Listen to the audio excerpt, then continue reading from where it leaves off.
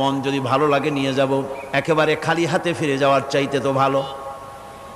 হযরতে হালিমা বলেন, আমি ঘরের মধ্যে প্রবেশ করলাম, মা আমিনার কোল থেকে শিশু মুহাম্মদ সাল্লাল্লাহু আলাইহি সাল্লামকে যখন আমি কোলে নিলাম, আমি হুজুরের চেহারার দিকে নজর করে দেখলাম, আমার কাছে মনে হলো যেন পূর্ণিমার চাঁদটা আমার কোলে ধরা দিয়েছে। রাসূল কি শিশু মুহাম্মদ সাল্লাল্লাহু আলাইহি সাল্লাম কি যখন নিয়ে বাড়ির দিকে রওনা হলাম, যে গাধা আমার সকলের পেছনে এসেছে সেই গাধা এখন সকলের আগে ছুটে চলে যায়। এরপরে বাড়ি যখন নিয়ে গেলাম, কুয়ায় পানি বাড়লো, গাছে ফসল বাড়লো, খেজুর গাছে খেজুর বাড়তে লাগলো, জমিনে ফলন বেড়ে গেল। রাসূলের দুধ বোন সাইমা